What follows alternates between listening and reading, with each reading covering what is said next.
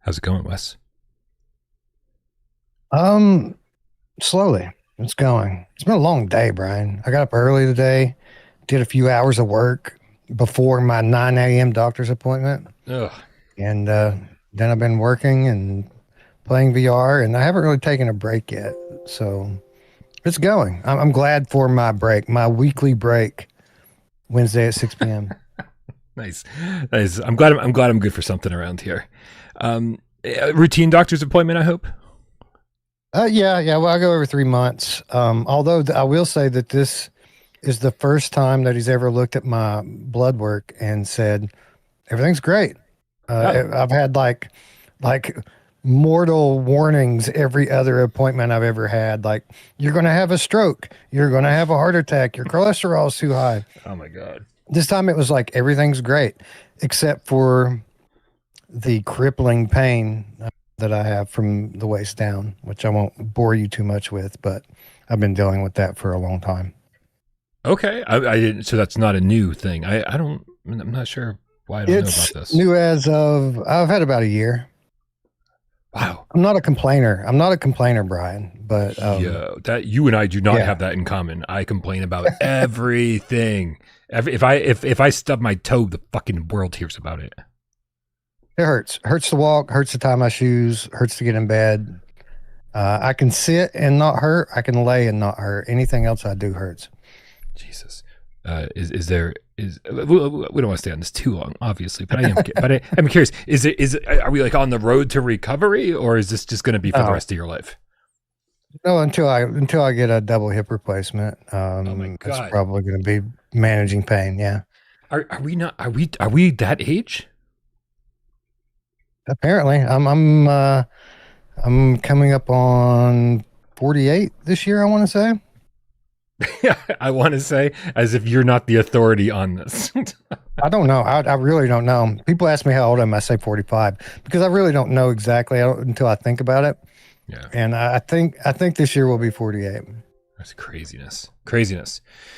All I'm right, old, Wes. man. I'm old. Yeah. I've been depressed in bed, shivering in pain for months. I just haven't told anyone. I'm sorry to hear that, man. You've only got 2 years on me, so yeah, we're getting up there, man. It's pretty crazy. Take care of your hips, Brian. Don't move them too much. They grind down. They don't tell you that. Oh, jeez. Okay, I'm gonna take some notes after the show is over, but but we're gonna hit pause on that, and we'll get back to it later. You ready? You ready to do a show? I am very ready to do a show. Let's do it. Let's go.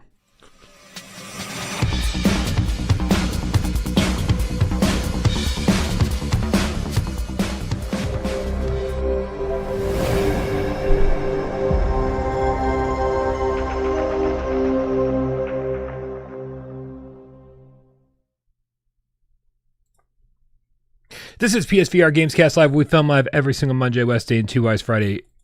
Right there he is, right here on YouTube. We do it live, 6 p.m. Eastern for your viewing pleasure, but we care oh so much about your oral pleasure. That's why we put this thing up on podcast services of your choice. Weird audio things happening over here. I don't know how it sounds out there. Let me know if you hear any echo, any issues. I'm not sure if I can fix anything on the fly, but if you're not having any problems, then I'll just pretend like it's not a problem. My name is Brian Paul from this channel right here without Parole, and this guy over here to my left, to your right, it's Wes Dillon from Virtual Strangers. Hello, Brian. Hello, Game Cats. Welcome back.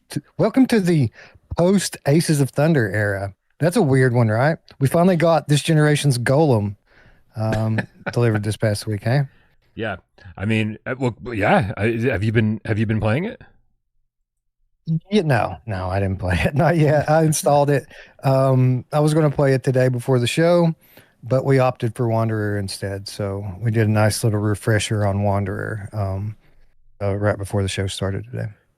Yeah, that is definitely the focus of the show today. You can get my first impressions on Aces of Thunder on Monday's show. Listen, it's a lot to take in, right? And I'm not going to go into some of the social issues that have been going on. Like some people kind of giving noobs a hard time. It's like, hey, this is more heavy on the sim stuff, right? It's definitely not an arcade arcade flight game, I'll tell you, there were some people that absolutely put me off from playing this, and I don't want that, right? I want to enjoy a game for what it is, and not really worry about all the tryhards out there who are, I've been playing sim games for 10 years. This is so easy. I don't know why people complain how hard it is. Like, yeah, bro, you just, if I've been playing flight sims for 10 years, then I would also say it's not very difficult to learn. So I'm not gonna rush. I'm not gonna rush with Aces. I'm gonna play it when I feel like playing it. I'm going to take it in as I feel like taking it in. I'm going to enjoy it because we already went into it on Monday, but you get keys late. You get keys after other people's reviews go up, and suddenly you feel this need to scramble. Right? Like, I gotta hurry up and get my content out there. I gotta get my video out there. And I'm like, I'm sorry, man. That's not who I am this year. Right? I left that shit behind me. And I don't care. I don't care. Like everybody else can race and get their shit out. Gamescast is going to be the focus this year, along with the Gamecat Ops movement, and of course, PSVR this week. I'm not gonna stress out. You become more virtual strangers every day, Brian. I love it. We're going to play what we want. We're going to play it when we want. Look, there's an advantage to playing a game after everyone else, and that is the game that we report on is the game that people get. When you play these games on launch day, they're not done. Like most of the time, they're messed up. Something needs fixed. If you wait a few weeks, a month, 2 months, it's closer to the final version. And I feel like that gives your review a little bit more legitimacy. And plus you get to talk about it when people aren't sick of hearing about it, right? Like, yeah. And of course, Aces of Thunder is a bit of a special case because, there was content out, full reviews out before we even got keys. So they kind of took it out of our hands this time. But no, I'm glad to hear you turning over a new leaf here. And before you know it, you'll be doing an episode every other month like I do. That is the goal, man. Work smarter, not harder. We are going to come back this weekend, though. Aces of Thunder is likely to be on the menu. We haven't confirmed that yet. We're trying to choose between that and Dread Meridian, but we are definitely going to be doing an episode in the next week, probably the first one in about 6 or 7 weeks or longer. We're going to talk about Sleep Awake as well, which I have been playing regularly in VR. So should be a good one. And tune in. Nice. I will try to tune in for that. That sounds like my kind of episode. I'm definitely curious about both of those games. Listen, click the link in the description below. Go subscribe to Wes and his friends that cover all VR, not just PSVR2, over on Virtual Strangers. Really good, especially if you're curious about the, on UEVR and some PC stuff. And I don't know. It's good. It's good, well-rounded channel, especially if you like the long form stuff. I gotta say, I am also trying to edit the first episode of the Without Parole Retro podcast, and that should be going up within the next couple of days. I'm never going to edit a Without Parole Retro podcast again. We're just gonna do this shit live, because sitting and editing an hour-long show is not something I have done for years, and it's not fun. But it is fun, kind of like coming up with a look and a design for it. So make sure you go subscribe to Without Parole Retro while you're clicking links in the description and subscribing to Wes and all that stuff. Because that first podcast will be up soon. It's fun. I had a good time with my old buddy Mike Zeller. We got Andrew Ehrenreich with the $10. What's up, Andrew Ehrenreich? Says, actually downloaded Wanderer today because I needed a break from Aces. Also figured with no updates coming soon, I might as well finally do my full playthrough. Ended up playing Synapse instead. Fun stuff. Sounds like a pretty good day, man. You start with Aces, you download Wanderer, and you go, fuck it, I'm going to play Synapse. That's a fun day. Yeah, for sure. I bet the hours just flew by. I need to return to Synapse. It's been a while. Yeah, I don't know if I have anything to go back to. I don't think I got the platinum, but if I didn't, I'm damn close. really close because I've done everything you're supposed to do in that game. I think, oh, you know what? There might be like one or two more things on the skill tree I need to unlock. That's probably it. It's where I'm at too. Like I didn't unlock all the skill tree, but I got the majority of it and finished it. Just didn't go back to it after that because you have to finish it 3 times to finish it. Yeah. Yeah, that was definitely something I loved.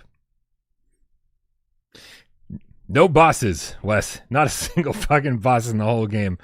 Oh God. One day, developers will make games that I like. Not today. Will it be in dreams? Probably.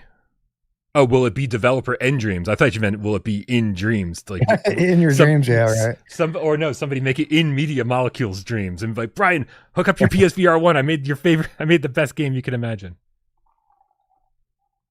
Yeah.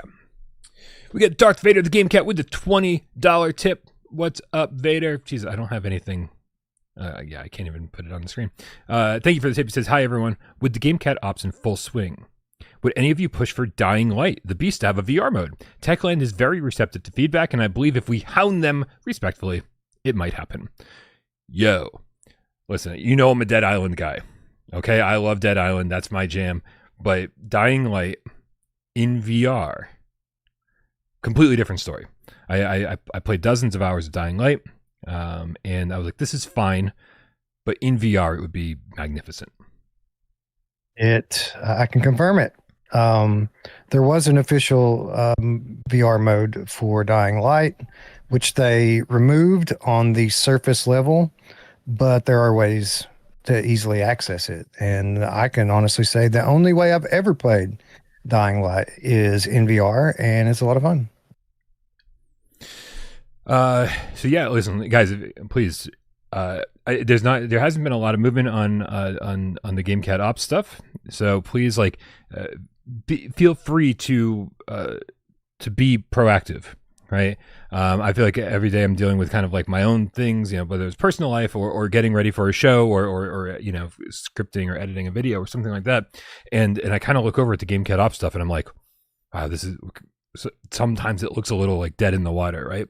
I think we did such a good job with Requiem. I don't want to take our foot off the gas of Requiem, but I do want to give some of these other games that, you know, might not be as exciting to you the same level of I want to pour some gas on this fire. I want to give the same level of care that we give to Requiem, even if it's a game that, like, you know, you're like, oh, I'll probably buy this, but I'm not super excited. You know what I mean? That kind of stuff. So like, I think we need a win. I think we need developers to like start talking about PSVR2 more, right?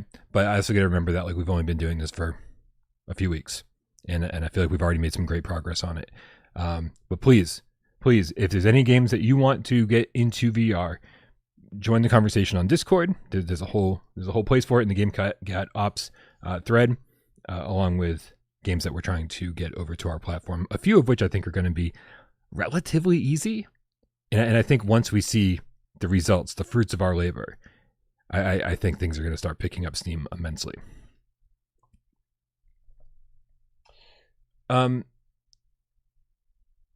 Speaking of Gamecat Ops, there is a game that got announced a couple months ago, and only recently. So the game's called Adrian's Quest. Here, let me put up some footage here. And first, Wes, before I even start talking about this, are you familiar with this game, Wes? Only in the 10 minutes of recon I did before the show. Perfect. I watched the trailer, and then I watched like the little bit longer gameplay snippet that they have on Steam. Yeah, this looks pretty VRAF. The developer says he's been working on it for 3 years. And over on Reddit about a couple months ago, he posted, I've been working on this game for 3 years now, but so far haven't shown this to anybody but a few developers. I have no idea if anybody would give some love to this game, but I have to show it to someone at some point. It is clearly a physics-based action puzzle game. It looks like it has a lot in common with Bone Labs or Bone Works. Is that Vertigo 2? Looks like Vertigo 2 to me, man. Like this looks like a poor man's Vertigo 2 all day long to me. Interesting. I'm actually curious about the poor man's part of that because I think this for I don't know how many people are on his team. It sounds like maybe he's just doing this by himself. I'm thinking this looks pretty high quality for a small team. You're right. I should clarify. It has a distinctly indie feel to it, but I think most of the stuff that's giving me this impression isn't the actual game, but like the logo and the key art and the things that I do at work all day. And I look at this and I'm like, oh, they could do way better here. Um, but yeah, no, the game looks really good actually. It looks like it might even be a little bit more nuanced in terms of gameplay than Vertigo, which is pretty cool. Yeah, it looks like it looks like it's the like just even though like the weapon he was just using, like I don't know what it was launching, but it definitely looks like it has like a good sense of humor. The VRF mechanics look like they are through the roof, and this is and it looks pretty cool. Looks like the action is great, and the puzzle solving could be fun, right? I mean, you don't know until you really play it. But I'm pretty impressed by the way this gameplay footage looks. But I am with you, Wes. I saw somebody talking about this on Twitter, talking about the name of the game, specifically Adrian's Quest, saying, "Yeah, this is kind of something that it sounds like something a kid would have named." And I don't know how I feel about that. I was never in the camp that like, oh, Max Mustard was a terrible name and that's why the game didn't sell well. However, I am in the camp where I was like, man, Song in the Smoke is a great name for people like me, but I don't think the normie gamer is going to be like, oh yeah, Song in the Smoke, that sounds like a game for me. Where we kept, harping on if it was called Survive VR, then it would probably have resonated with a lot more people. Like a lot more people probably would have given it a shot. So I don't know. What do you think? Adrian's Quest, kind of a low budget name? I mean, the name's serviceable. I think the art could be way better. We've talked about this before. Like those of us who are like super enthusiasts and watching reviews and content on YouTube, we're the minority when it comes to people who actually buy games. And step one to get people to buy a game randomly on a storefront is getting them to click on it and look at it. And they don't see the trailer. They don't see screenshots first. They see the thumbnail first. And I think it's pretty weak here. I think the logo is pretty weak. I think the thumbnail is pretty weak. I think they could do better. And if they want help doing better, I know a guy. Reach out. Yeah, here, let me bring up the Steam page listing because I don't think people know exactly what we're talking about. We're showing them gameplay, but the gameplay looks pretty good. Yeah, it looks solid. They put together a good trailer with the right song in it and the right gameplay clips. Like they could generate some buzz. They have to pick their moment. Maybe try to get on a showcase or something, or I don't know. There's a bunch of things they could do. But the game looks solid enough. Like it looks pretty good. As always, everything's broken, and OBS doesn't want to show the Steam listing. I'm going to throw this Twitter link in the chat though, because I posted about it. Oops. Okay. Yeah. So there you go. You can click that link. I think that's my post retweeting his last thing. So what happened? This was interesting, Wes. I don't know if I missed like a turning point somewhere. But what happened was when he posted all this stuff on Reddit a few months ago, he was basically like, "Oh, I'm bringing it to Steam VR and probably Quest," and then so many of the responses were like, "What about PSVR2?" That now it just seems like, oh yeah, he's also doing it for PSVR2 because people were being vocal about it. Right, people were using hashtag PSVR2. People were responding to all of his Reddit posts, and now in his latest tweet, he used the hashtag PSVR2. So it sounds like he's interested in doing this. So please show your support. Right, if this looks like something you'd be interested in playing, something you're at least curious about, head on over and let him know that you're interested. Comic book guy with the $2 says, Wes is in his 40s? I thought he was in his 30s. You're too kind. You're too kind. Yeah. Smoke and mirrors. Duct tape and bubble gum.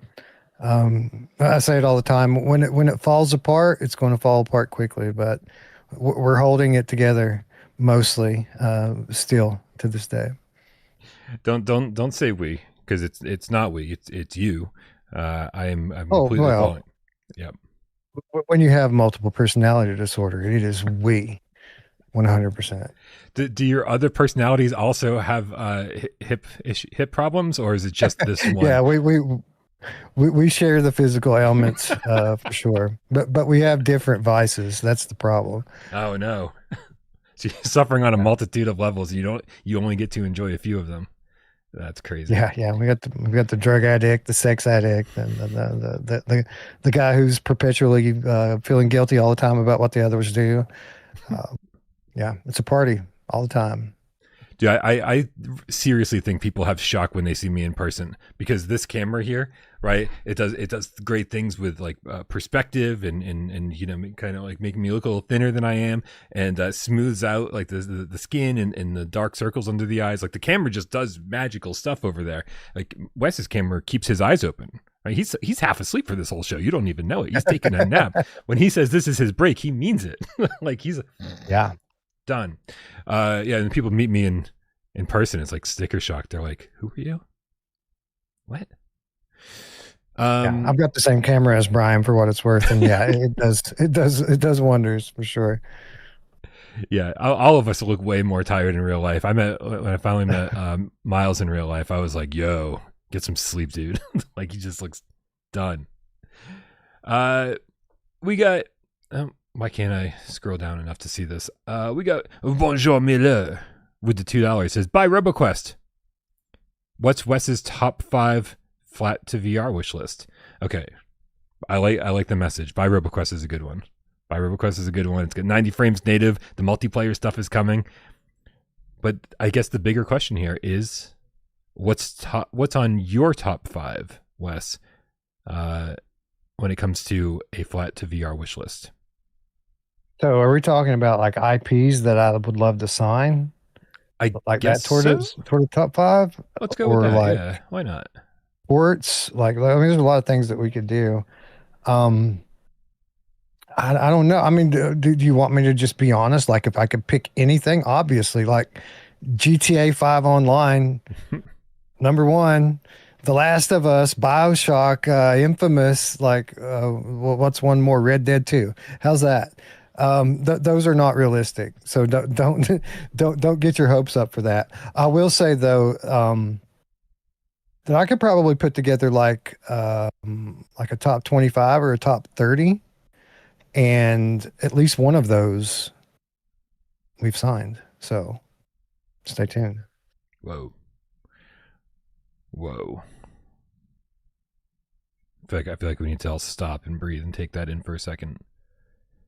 Unfortunately, we can't. Grandpa's Barbecue at Gamecat with the Australian $5 says, Wes in his 40s. I thought late 50s from all the drugs and hard living in his youth. I'm joking. That's internal. Internally, that's accurate. Dude, oh my God. Yep.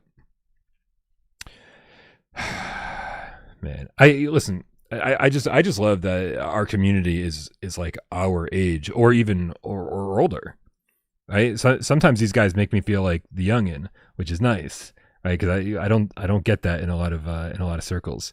So I just like that we're all kind of like silently suffering together.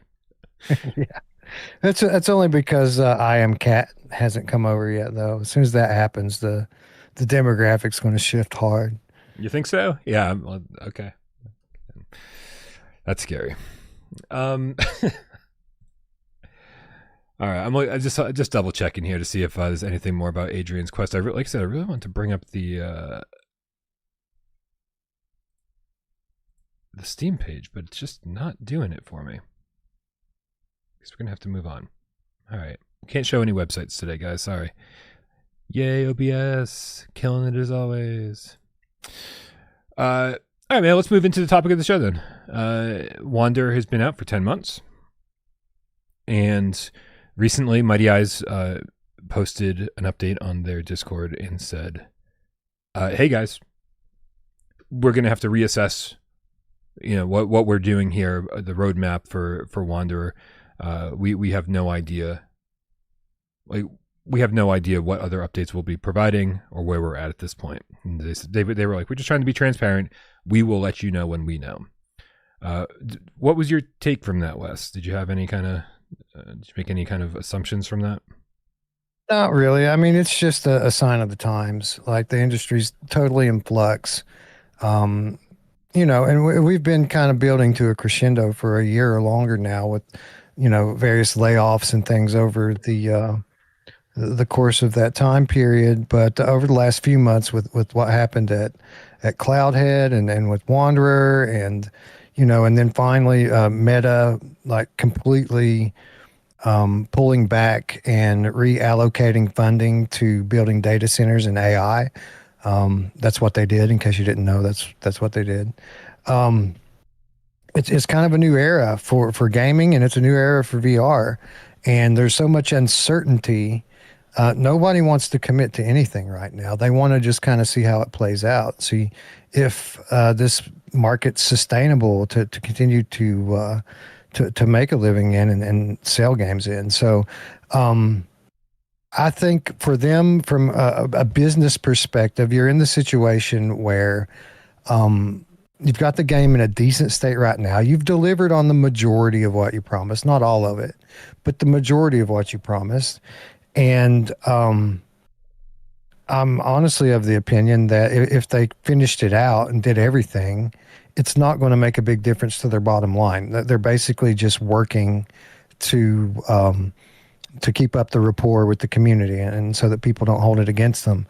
But if they were to overhaul the combat or whatever else is left, I don't think it's going to make a big difference in terms of sales. A few more people might buy it, but it's not going to justify, I'm sure, the work that's going to go into it.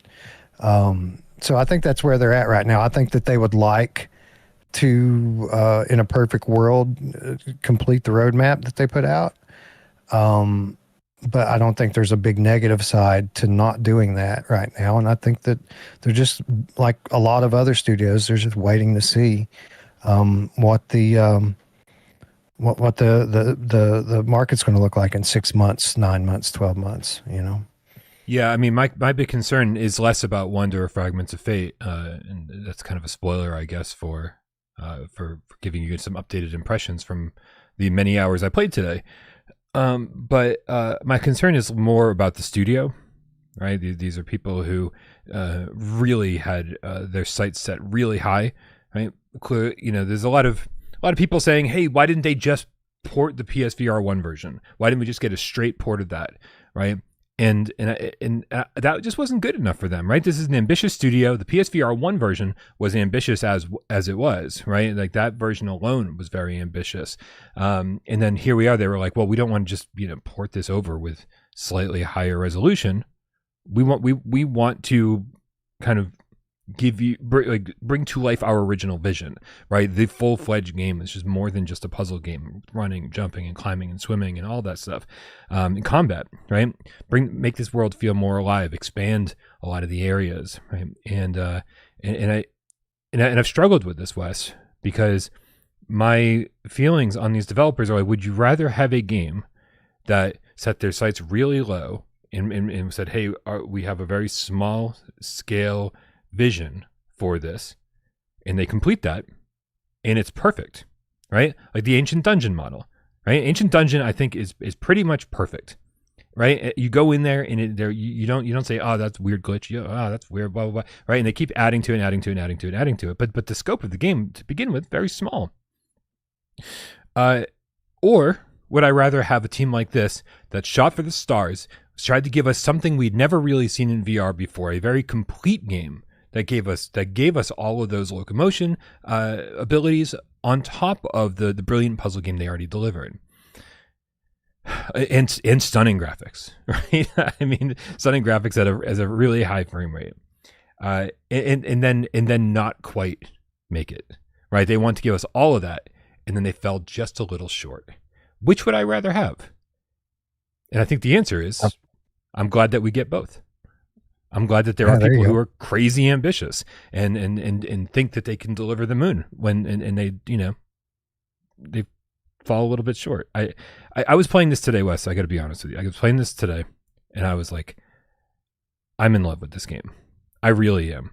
Like, it's just it looks beautiful. There's a couple caveats to that, but overall it looks beautiful. It's running at 90 native, so you get this nice smooth experience. The climbing feels good. The running and jumping and platforming and all that feels good. The swimming feels good. And you know, and then you just find your first enemy and you throw a knife at him and you're like, oh, that was a little underwhelming, right? But the guns have adaptive trigger support and better haptics now, right? I think I guess I'm just diving into it. The combat on the player side, I think the combat feels good now. I think throwing a knife, I think having a shotgun or a handgun or whatever it is that you have, a bow and arrow for a big section of the game, all of that feels good to use, right? The adaptive trigger support, the haptics, the feeling of a resistance when you're pulling the bow back and shooting the arrow, that feels good. It's the other half of that interaction that I still think is kind of an issue, right? It's when the arrow hits the enemy or when the knife hits the enemy, it just feels so lackluster, right? It doesn't seem like there's any impact. They just kind of fall down and go, right? What's that noise? They're kind of dumb, and you're right. Like even with the knife throwing, it feels good to use, but like the auto aim is so heavy on it, like you can't miss with it, and it goes into the enemy silently, and they just drop. Yeah, you're like, okay, yeah, but and here's the big but. I've heard from some people saying, I wish there was just a button to remove combat completely, remove the weapons, remove the enemies, and just let me focus on the puzzles. And I can't agree with that, right? I think the positives, at least now, outweigh the negatives. I think that we are in a place where it's like, I'm glad there's enemies. I'm glad that there's action sequences. I'm glad that these are not just uninhabited, lifeless places to explore. There are enemies around, and sometimes they surprise you, and sometimes that's really fun. And I like the little adrenaline rush it gives. That's a very nice break from wandering around, solving puzzles, figuring out what you're supposed to do next. It really is close to a very complete game. Agree. It's very close. The games you're describing there, you know, no combat versus combat. It's kind of like the difference between Red Matter and Red Matter 2, right? And for my money, Red Matter 2 is a way better experience, even if the combat's not like cutting edge, state of the art. Everything else is, and the combat adds enough to the gameplay, and even like in terms of Wanderer storytelling, like it adds to the story that you have to face this resistance. And I'd rather pantomime it than watch cutscenes any day. So yeah, I agree wholeheartedly. I'm glad it's there. It's not the best combat in the world. It's not the worst combat in the world either. That's like it's not Stride Fates where you can hold your bat out and the enemy will kill itself on it. You know what I mean? So it's not bad. I would say combat is average at best. You know, it's par. So I think that was the big one, right? That was the big one that people were concerned about, like, you know, because the combat overhaul was sort of this thing that's been sitting on the 2025.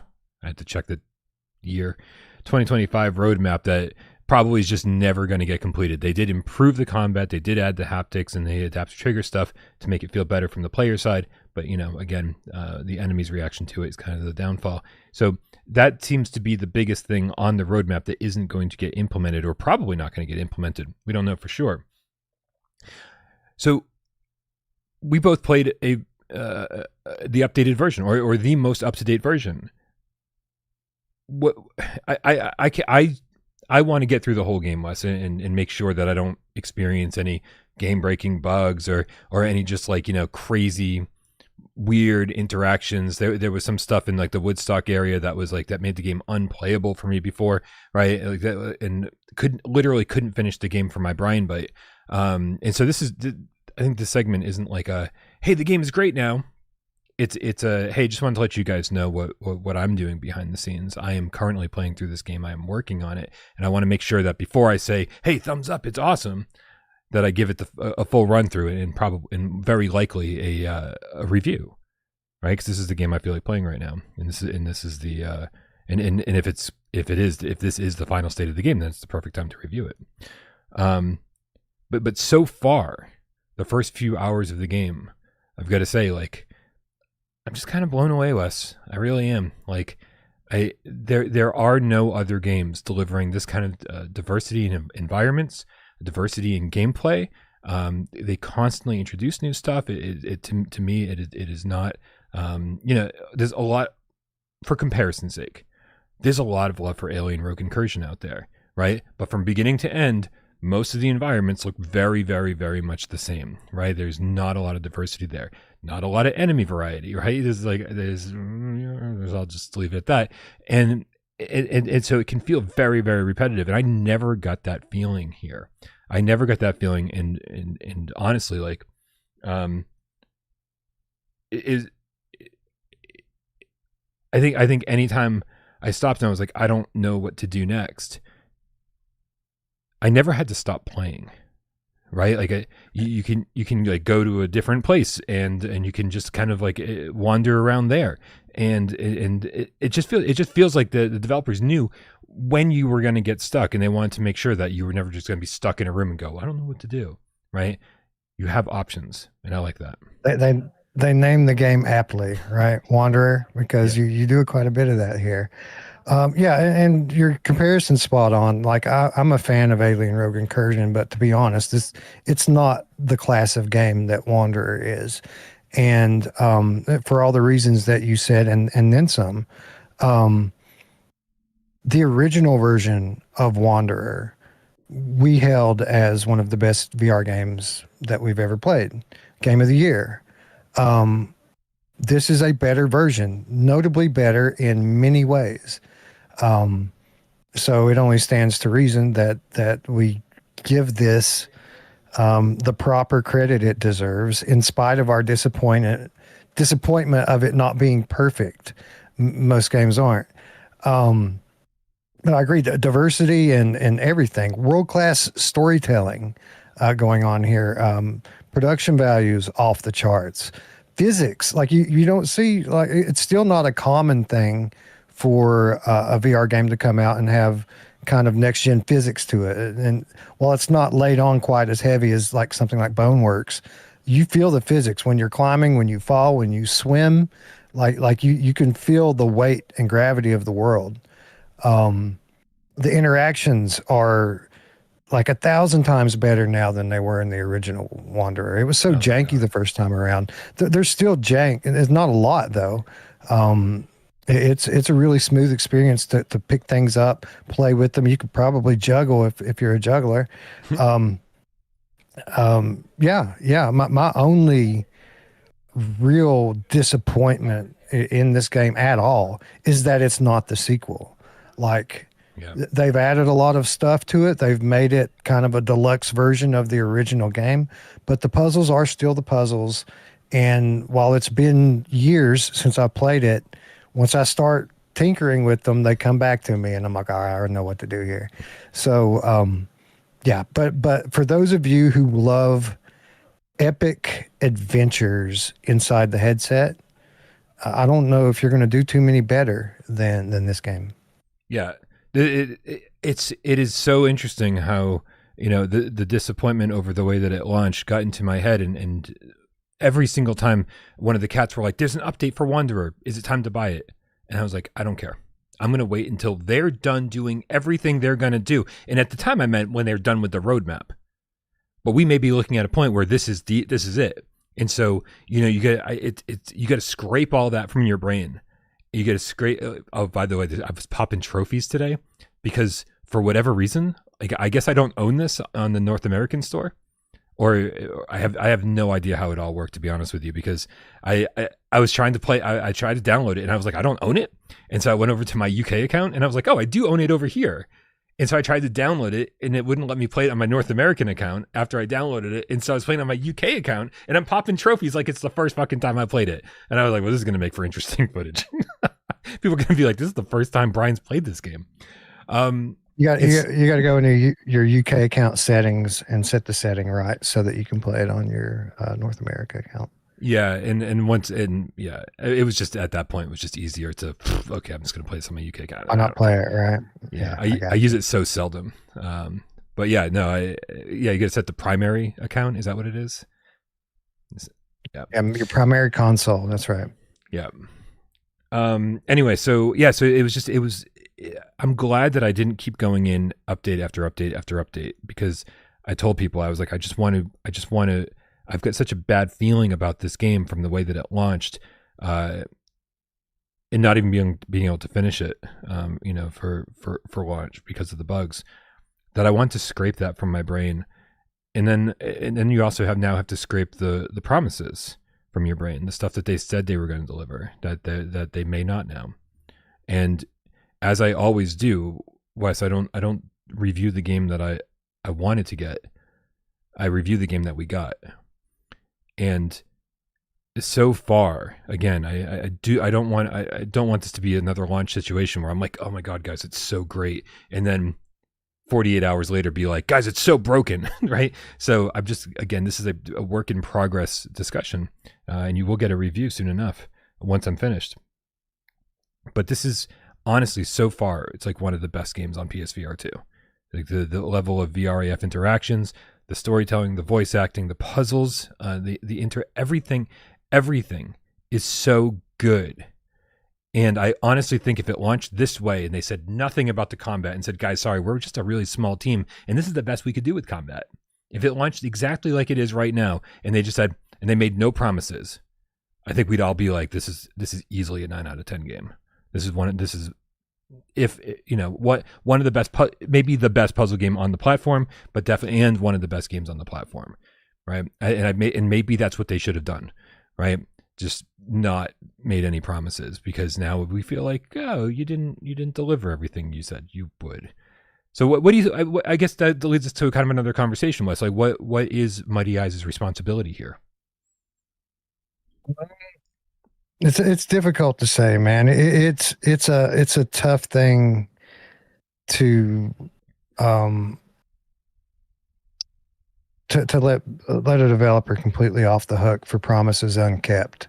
Like the community typically does not look well upon that, and because we've been screwed over so many times by so many developers, people are sensitive to it. I think they definitely did themselves a disservice kind of answering the hysteria around the broken things when it launched by saying, we're going to do everything you say. Just tell us what you want to do. We'll do it all. Yeah. Because now that's out there. And as much as I'd like to say, well, the game's likely a 9 out of 10 right now, one of the best on the platform, maybe a top 10 game on the platform right now. As much as I want to say, well, they're off the hook, you should buy it. Yeah, and you should. You should buy it. But I think that everyone, not just developers, everyone in the world has a responsibility to keep their word. And if you say you're going to do something, you have a responsibility to do it. So if you're asking me, like, what are they responsible? They're responsible to do what they said they were going to do. That doesn't mean I'll boycott them if they don't. That doesn't mean I'm going to review their game negatively and be dishonest about it. But they did make a promise, right? And typically when you make promises, you're supposed to keep them. Many promises. Many. Yeah. Yeah. Yeah. So it's what I was alluding to earlier. Like I said, my concern from what I've played, and I'm going to play a lot more and keep you guys posted. From what I've played, I'm like, my concern is not about this game. My concern is not about Wander of the Fragments of Fate. From what I've played, Wander Fragments of Fate is in a pretty fucking good state, to the point where I'm like, it's almost a must-have, and it might be a must-have. I just don't want to say those words yet until I'm 100% positive. My concern is, like you said, like, I want to see what else this team can do. You know, this was two separate dev teams when we were first introduced to them. It was M Theory and Oddboy, and then at some point they converged together and like, hey, we're going to be stronger together, and they became Mighty Eyes, and they announced a sequel to this game. Over a year and a half ago, something along those lines, the pirate one, and my concern is less about them improving this game more. My concern is them being able to make that game. Because if we never see Wanderer 2, I think it'd be a major, major loss to just the VR community in general. It'd be really sad. I agree that's why I do and have been recommending that people go ahead and pick it up. People that have been waiting, we may never see the perfect version of the game, and as much as I feel like they're responsible to hold up to the word, I agree with you. Like I would prefer that they work on the sequel now. I don't want to wait 3, 4, 5 years to see the next iteration of this. I want it in 2 tops, you know. Yeah. So if they're not working on this already, then that's what I want them to do. Maybe they could do something like what, you know, IO did with Hitman, and, you know, people raved about the game, but famously pointed out all of its many shortcomings when it was out on PlayStation VR. People bought it. It won awards. It went away. Years later, they come back on the next platform and finish the job, essentially, and give us the game that everyone wanted to begin with. They didn't have to do that. I feel like they did that because they felt like they owed that to people. And we could, maybe one day we'll see something similar here with this studio where on PSVR 3 or something, they do Wanderer a third time, free upgrade this time, I hope, and give us the complete version of the game with actual smart AI and a little bit better voice parts when you interact with the enemies. I listen, if you're a puzzle adventure fan, like if you like Red Matter, right, and this is, and you like collectibles, and you like exploration, and you like leveling up, right? Like part of what I love about this, and one of the reasons I didn't want to stop playing today when I was playing was because you do start upgrading your inventory space, and your little watch companion Samuel. You get different skins for him when you find different collectibles, and then scan them into this computer. Like there is this thing that really hooks you, right? You're finding all these like little upgrade cube type things, and it's just like you just want to scour every single environment and find as many of those as you can, right? It's like a meta game within the game, and I love it. And so like I was completely hooked all over again.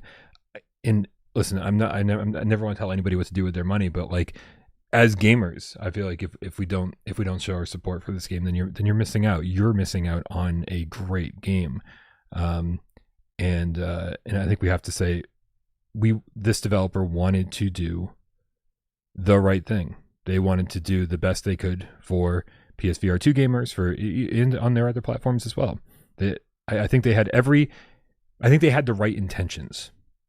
I saw people saying that this is a scam, right? That somehow they only showed gamers a small part of the game for their previews, right? And then but the full game was buggy. That wasn't the case for me. I had access to the full game and was desperately trying to make my way through it leading up to launch, and I waited. Was very, very, very behind for whatever reason on that review. And so it wasn't until like the night before launch or something, or the night before embargo, that I started running into all these bugs. So I honestly think they're just a small team that was overly ambitious, and they just tried to make the best of a bad situation. I think they had the best intentions when making this game. And fortunately, 10 months later, I think we're in a position where we can say this game's fucking incredible. Even if they don't end up delivering on all of the promises. That's where I am at it For what right it's now. worth. Please keep in mind that this is not my final impressions. I will have a review on the channel like within the week or so. And 6 out of 10 yeah, right. in a week. Yeah. Game breaking bugs in the last chapter, 6 out of 10. God, I hope not. God, I hope not, because I still haven't seen late game Fragments of Fate. Right? I played and completed the original on PSVR1, but I never finished this game on PSVR2 because of the game breaking bugs. And I really, really, really hope. I mean, from what a lot of people have told me who have played through the entire game, those things have been cleaned up. But that's word of mouth right now. That's word of mouth. I just don't ever want to lead anybody astray. That's all. I love how physical the puzzles are in this game. We've seen fetch quest style puzzle games before. They're a dime a dozen, but they're almost always in a situation where you know what you're looking for and you know what to do. You just have to find it. This game presents you with 10 puzzles at once, a variety of levels to search for things, and you just have to go look for stuff, and you find things you can interact with, and you have a bright idea that might work to solve one puzzle. You go do it, it works, it gives you something else that plugs into another puzzle. It's really a masterfully designed puzzle game, atypical in that fashion. And to wrap up and kind of answer your question from earlier, I would rather have an ambitious game at 90% than a small scale concept executed perfectly. Now maybe I would have said something different 2 or 3 years ago, but I'm at the point in my life now that I want to play games that are a little closer to in scale and quality to flat games, and I think the credit is deserved when people attempt it, even if they don't completely pull it off. If they pull it off to a certain level of proficiency, as they've done here, I think a lot of credit is deserved that, because I don't think that there's a lot of studios out there that could have made the game that they've made now and got it as good as it is. So I think they deserve a lot of credit, and I think this game's great. So far. So far, right? It's great so far. There's a massive asterisk on this entire episode. But yeah, just by the way, when you're playing, go into the options and turn on footstep haptics. I don't know what it was, but I really enjoyed, feeling every footstep in the Sense controllers. And then what reminded me of it was this segment, the first place you jump to, which is the moon. And then you're in the spacesuit, and then you're in low gravity. And the haptics actually feel different if you jump and then land, like it feels different in the controllers when you do that. And I was like, oh, this is nice. It's just nice to walk around in this game right now. Also, anytime you do the quantum leap teleporting into a different body, into a different time, the headset rumble is on point too. It rumbles just the right amount, right? And things aren't perfect. Things aren't perfect, but so far nothing game breaking. Usually when I'm returned back from wherever I was, my character's legs like flail for a second before things return to normal. So it's not bug free, but so far nothing that's really detracting from the game. No, I think when I played today, I noticed 2 small issues. One, there were a few floating assets, things that should have been on the ground that were like 2 feet off the ground. The other thing, I had some audio stuff where I was hearing, a lot of time I was only hearing my footsteps in my right ear, instead of the left ear. But that's it. Like everything else was pretty much perfect. Mark Arnold Music in the chat says, I do think as hard as it is as gamers, we have to treat ambitious VR projects like this as consumers who are effectively beta testing the industry at this level. I don't disagree, right? And it's something that's I think really hard, right? It's as a channel that's always trying to be as pro-consumer as possible, right? It's always trying to see things from hey, you spent your hard-earned fucking money on this. It should work when you buy it, right? We're tired of this nonsense. We'll just patch it after launch. this is different. We are in a much different space than flat screen gaming. We're dealing with a much smaller user base. We're often dealing with much smaller studios that are punching far above their weight. And I do think that we do need to have a little bit more empathy when it comes to the issues that games have when they launch. If these developers wanted to just make a ton of money, they'd just make a flat screen game, right? The fact they're making VR games because they love VR. The user base is infinitely smaller, so they do not need to be making games for us. So it sounds a little anti-consumer, but I do think that we need to start thinking as some of these developers. Some of them I don't agree with, but most of these developers are like an extension of the community, right? They also want VR to succeed. They want to build VR, and yeah, I think Mark Arnold Music is right. I agree in general. I do think that they would have a lot more goodwill with the community had they not delayed this launch and delayed this launch and delayed this launch and made us wait for years longer than we were expecting to get a broken game. You know what I mean? Like if you're going to delay it till it's fixed, right? So I think a lot of the bad will was due to that. Like they took the time to make it good and it wasn't good, on launch. So yeah, I think that's an excellent point. It's not about the delays. It's about making sure that it's right after all the delays.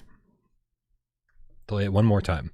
Delay it for 10 more months. Listen, I'm sure from a financial standpoint they couldn't do that, or maybe they would have. I have no idea. Probably right. Yeah. We got some tips, Wes. We got some tips. Let's check in with the cats. Kill Artist won the Dreamweaver. Oh, everything moved. Oh, this is gonna crash, isn't it? Kill Artist won the Dreamweaver Gamecat with the $5. I knew that.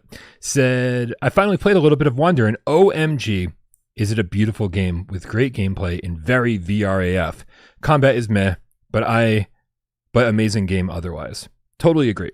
The one, listen, I hate being nitpicky after all this time, right? 10 months later, I'd be like, oh, if I could have one request, Mighty Eyes. It's like, they're like, Brian, the request time is over. If I could have one request, I would love a contrast slider, because I think these environments look amazing, but sometimes they look a little washed out, right? Like sometimes when there's a lot in the environment, they just don't have great lighting going on. And I think just like pushing the contrast a little bit would be nice. But again, that's nitpicking. We have some really beautiful, tons of beautiful, diverse locations in this game. Yeah, they switched it up, at least in the early game. Like the maps are different. The apartment's the same, but I feel like the path to it was radically different than it was originally, in mostly good ways. I did get a little annoyed with all the climbing at the beginning, because there's like these big climbing sections, and twice I would get to the top of this thing and then misgrab something and fall all the way back down. You got to get good, Wes. You got to get good. Yeah, you guys be careful, right? Yeah. Actually, I got to be honest. I only had to climb one section twice, and that's because I accidentally jumped down intentionally, thinking that I was heading to a new area, and I was like, "Oh wait, no, I just fucking did this." Yeah. So you climb up a wall, you go over, you climb up like a little thing, you do monkey bars across this railing, and instead of climbing up like you're supposed to, you drop down onto the platform where you started, into the water. Right? Yeah. Exactly the same thing. Right, we're climbing, and I didn't think to look up to see like maybe the way up is the right path. Yeah. Maybe this rope is here because you're supposed to climb up it instead of drop off of it. Yeah. But I'm glad to know that I wasn't the only one in the lack of common sense club. Yeah. But yeah, so yeah, I didn't have any problems with that. I'm trying to think. I thought I had something else in mind here. No, maybe not. We got Gamecat with the Australian $50 saying here. Thank you. Also, thank you, Gamecat. Says I asked Wanderer devs on their Discord why no Pro patch, and they said it's due to needing to upgrade to Unreal Engine 5.5. I asked how much it would. Oh Jesus, here we go. I asked how much it would cost to add, but it was out of my price range. P.S. I just sent you a DM just now about this Unreal issue. Listen, the pro support is not gonna lie, I think relatively unnecessary. I did notice a couple of frame rate hitches in certain locations where like maybe just that specific area wasn't optimized well, because it didn't seem like there was a lot going on, right? It wasn't like, oh my god, this is a big fucking open area. Now the frame rates, it's like, no, it's kind of small area. And so I will be doing some comparisons just to see if, like Ace of Thunder, if the Pro just smooths things out. Because that would be nice. It'd be like, oh, just another benefit to having a Pro, even if it's not official Pro support, just the added horsepower naturally fixes things. Sometimes I feel like Gamecat is single-handedly funding the VR industry. Ali Hembre 2Y Underground Stranger Gamecat with the level 3 membership says crazy sale. We didn't have this on the run of Show West, but maybe we should take a quick look at the sale. Oh, I can't bring up. God damn it! I can't bring up websites. Ali Hembre says the crazy sale: VR Skater $7, Vampire the Masquerade $4.49. I miss getting high and watching long ass Virtual Strangers episodes. You know who else likes long ass episodes? Yeah, she does. Let me see. Let me just. We should have a long one. We should have a long one for you this weekend. Yeah. We're going to talk about the awards show. We're going to talk at least about a couple of games. I plan on going in depth on Sleep Awake. I imagine it'll take a few. Yo, guess what decided to work? Websites. Thanks, OBS. So yeah, we do have I think here I can shoot you this link, Wes. This should give you the same screen that I'm looking at.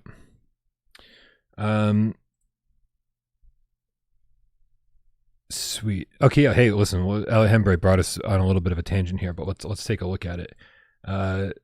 PlayStation Store. We got some plenty of deals going on here. There are 182 results when you filter by PSVR2 in the sale.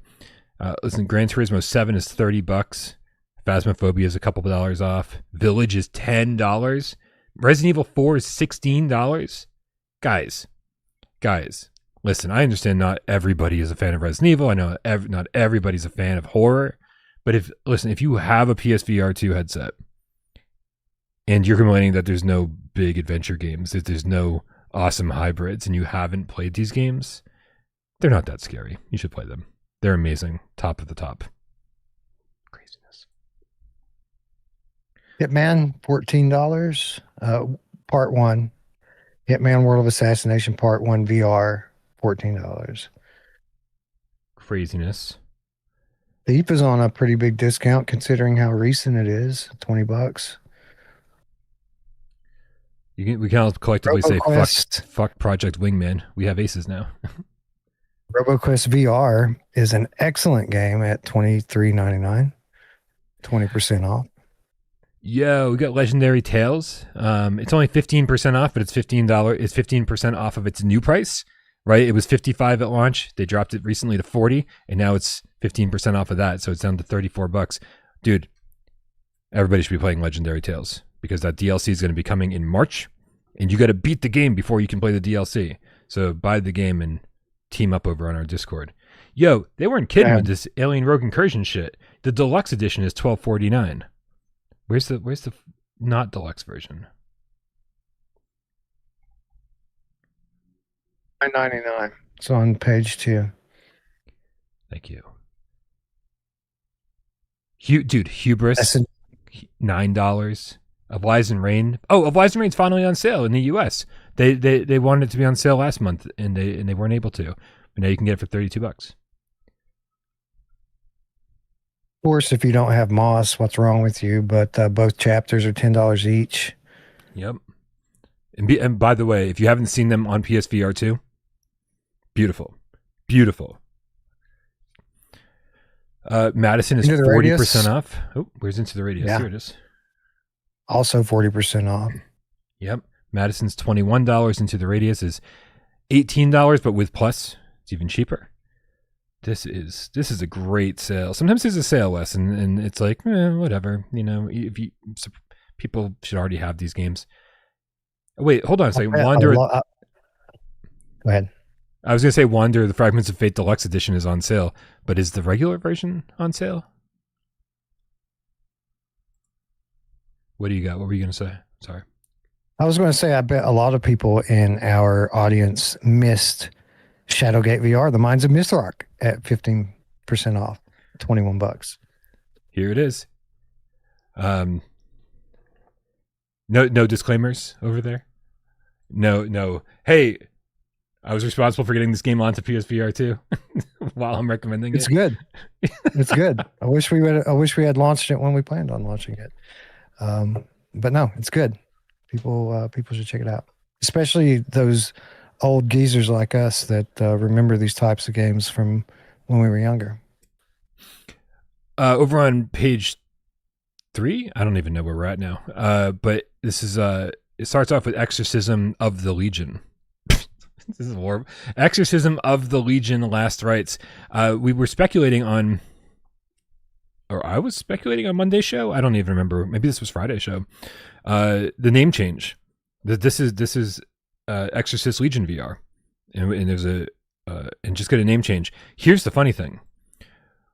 They, according to the Fun Train email that I got right before the show, they wanted to keep the license. They were fine paying for the license to Exorcist 3, but at the last minute, the people who hold that license pulled out of the agreement when it was time to renew. And so in order to keep the game on the store without the Exorcist name, they had to rebrand it. And so Exorcism of the Legion: Last Rites, which is such a horrible name. It sounds like what a shovelware title would use if they were trying to impersonate the Exorcist Legion VR. Yeah, that is a horrible title. That is so strange because typically IP holders that are getting free money don't walk away from free money. So Yeah. there's more going on here than meets the eye, and I don't know if Doug pissed somebody off or if they have plans for the IP that conflict with this. But yeah, that is dumbfounding to me. Like, I don't understand that at all. Also, the PSVR2 version of Exorcism of the Legion is pretty good. So if you missed it on PSVR 1, $15. Also, they were selling every episode of this. There were 5 episodes. They were selling them on PSVR 1 for, I want to say $7.99 or $6.99 a piece. And so this was a $35 collection of episodes at one point, and that was for $15. It's a deal. Great. It's one of the better Gen 1 horror games. Like, it's not top tier like RE7, like Here They Lie top tier, but it's just under that. Like, yeah, it's one of the better ones. I had a blast with Into Black, $20. Good stuff. Great. Dude, Rush Apex is only $12. Guys, if you don't own Rush Apex, I mean, why don't you want a wingsuit race in VR? It's so much fun. I'm confused. I think B-Rider SBK recently announced that they're going free to play, but they're on sale for $20 if you don't want to wait. Did they announce that? Yeah, maybe not for this platform, but I thought that's what they announced. Don't quote me on that, but my jank-ass memory seems to be telling me that that's what their big announcement was recently. It was that they were doing a free-to-play. Man, that game, I try. They had said something about like eye track foveated rendering. And it's like, it looks better than ever, blah, blah, blah. Holy crap. And then I jumped in and there wasn't even an update for the game and it looked exactly the same. And I was like, wait, what? I'm so confused about this tweet that you put out talking about like how great it looks on PSVR2 now when it looks exactly the same as it always has. And it just does not control as well as V-Racer Hoverbike, which controls great. And it's just a way more fun game. Okay, so here's what it was. And I'm just reading a headline here. Yeah. Join multiplayer races for free. So the full game's not free, but I guess they're doing some sort of a free version so that if you want to play with your friends, they don't have to buy the game. That's good. Like Walkabout Mini Golf with DLC. Yeah, that's a good model. I hate the free to play model. For me, it feels like a race to the bottom, and I don't love it. But this is a good way to convince other people to buy your game, right? It's almost like being able to demo it with friends. I like that. What else we got here? Dude, Iron Guard's only $9 or $8, I guess, with Plus. That you're gonna get so much fucking playtime, like easily 20 hours out of your $8. Good stuff. Now, I'll go ahead and shout out AJ and point out that Runner is $11 right now. Still a great game. Some of the best adaptive trigger implementation on the platform to this day. Nice. I can't believe I'm going to say this. I think After the Fall is the best adaptive trigger support we've had. No. Star Wars Tales from the Galaxy's Edge. That was out of the gate. It's fantastic. Dude, but yeah, we got Vampire the Masquerade Justice. It's $6 or like $5 with Plus. I think a better stealth game than Thief. So if you need a stealth game in your life, this is the one. Go get this. $5. Crazy. I think we're looking at in real time here the answer to the age-old question of why aren't VR gamers buying full price of premium VR games? Like you've mentioned After the Fall, it's $7. You know, Vampires $6. There's just tons of these, right? And there always is tons of these. Yep. Dude, Resist again, $13. It's just it's not a deep game, but man, like swinging around the city like Spider-Man. You got to mention Spider-Man every time you bring up Resist. That's the rule, and I just did. So quota filled. Dude, VR Skater. I put VR Skater super high on my top 50 list. I think it's one of the most unique games on PSVR2. If you don't mind taking time and learning a bunch of systems and tricks and all that, right? Like it's so rewarding once you do. So just be patient with it, but it is fantastic. Great soundtrack, great trick system. Absolutely love VR Skater. Hellsweeper, $10. Oh, damn. This might be the best sale we've ever had. Dude, Vertigo 2? Vertigo 2, again, like small problems in that game, but absolutely a fantastic adventure. Great, great shooting, great creativity. $9 for Vertigo 2. You could spend $100 right now and get 15 amazing games on PSVR 2. Like Happy Funland for $7.49. Did we go to the next page? I did. I'm always ahead of you, so don't worry about it. In life as well, it's okay. And that was what? Was that a $25 game when it first launched or something? And now that went down to 15, and now it's $7.50 on sale. That's so good. And my complaints from launch have mostly been addressed. Good stuff. Did you finish that, right? I know for a while we were waiting you to finish. Man, the back half of that game is so good, isn't it? Yeah, I love the whole thing, but yeah, the back half. The only thing that wasn't great was the golf, and I didn't hate it. I probably spent more time trying to do hole in one and stuff than I should have. But I love the environment of that game. I love exploring that park. There's some really dark and funny shit in the game, which I love. And yeah, the last few like rides were exceptional, and it was great. The pacing was a little crazy. Like it started going fast, and then it started going really fast, and before you know it, the game's over. But no, it's great. Definitely underrated and worth your $7. Let's just quickly get through the last couple pages here. Aka Ara, $6. Ooh, Jeff Minter, Atari. I mean, the only reason not quite. I'd say not quite as good as iRobot, but good. Yeah, I need to just do a Jeff Minter special at one point and just spend a week playing Jeff Minter games because I need to get caught up on iRobot, and I got to spend more time with Aka R for in all fairness. So tag me. Maybe we'll do that next Wednesday. Nice. And maybe if we buy his games, then he'll bring Polybius over. Dude, Ghost Signal for $2, and then you save 5% more with Plus. Like about $1.50. Jesus. Ghost Signal. Just buy Ghost Signal. I don't care if you think you're gonna like it or not. Just buy it. It's so good. So good. Toss is great for $4. Oh man. Metropolis 2 for $6. If you like story-driven point-and-click puzzlers, this one is very clever with a unique art style and good storytelling. Yeah, yeah, very witty. Yeah, definitely reminded me of some like late era LucasArts games, like the like Grim Fandango era. Good stuff. Lots of puzzling places DLC. Dude, I didn't even know the Surviving Mars holiday pack came out.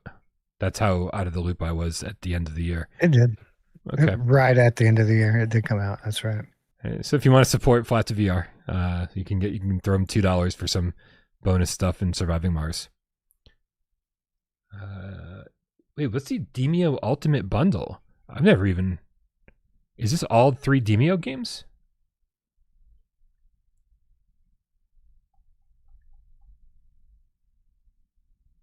Holy crap. Wait. So yeah, it looks like Demio, yeah. Battles Flat. It's not D&D, right? Or is it? I think No, this is it's D&D. all 3. It lists battle marked Demio and Demio battles in the description. It's not like it's not super cheap or anything like that. You're still paying $23, roughly $22 per game, but still that's still a decent price. The first one launched at $40. I think they've dropped it since then. Yeah, you're right. So I was just looking at the additions logos, and I saw Demio battles and battles flat. But you're right. Yeah, the D&D Demio, which is excellent, is part of this bundle. So yeah.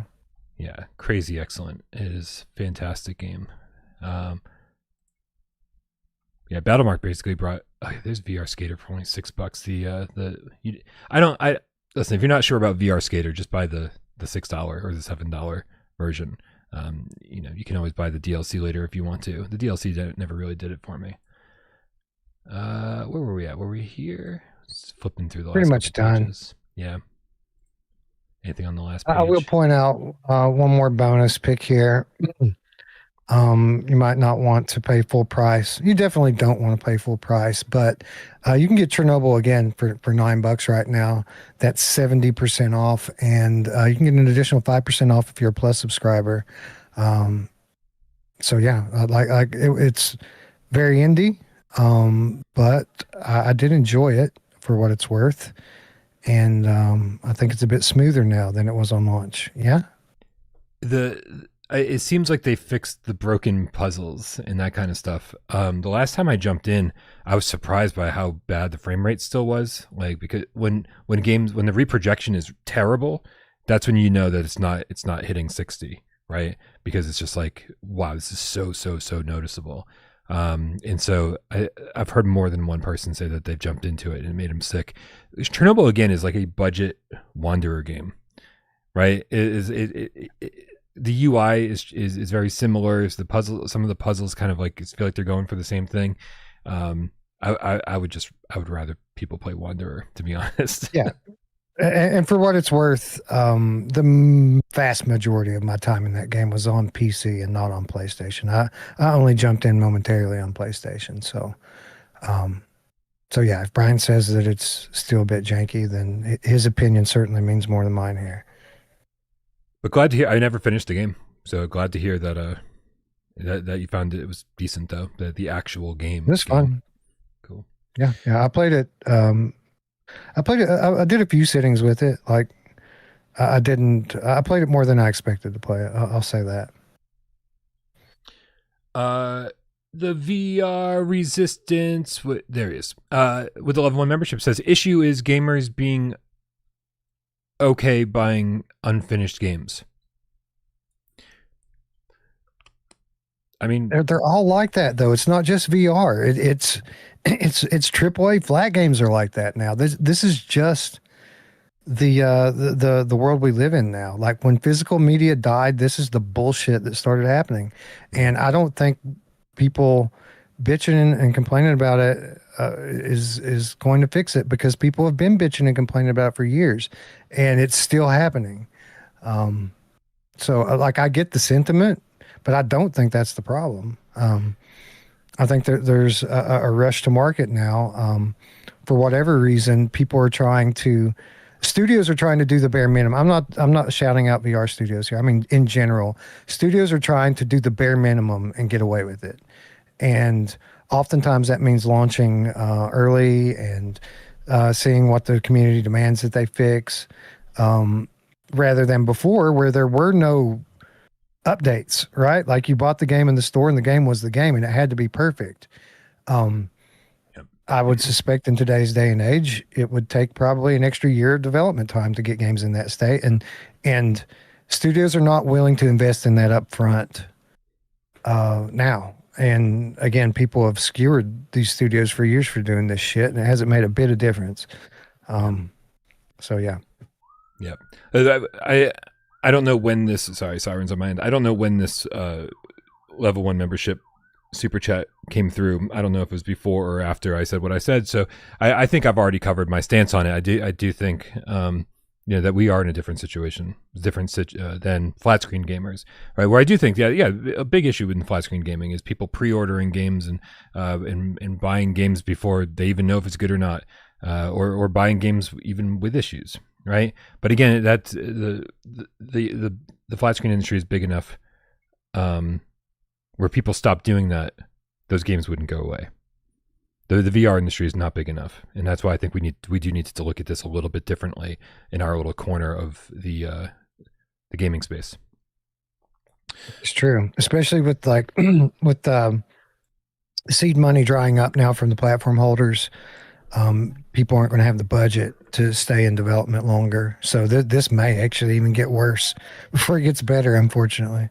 Yeah, honestly, I would rather people buy Wanderer as is, right, to make sure and have it be the 8.7 or 9.0 instead of the 10 out of 10, right, in order to make sure that we get a Wanderer 2. Right? This is the discussion we're having right now. This is not a hypothetical, right? The very likely this is the conversation that could be happening behind the scenes at Mighty Eyes. Is there going to be a Wanderer 2? And I think the answer is, well, not if no one fucking buys our game. It's not.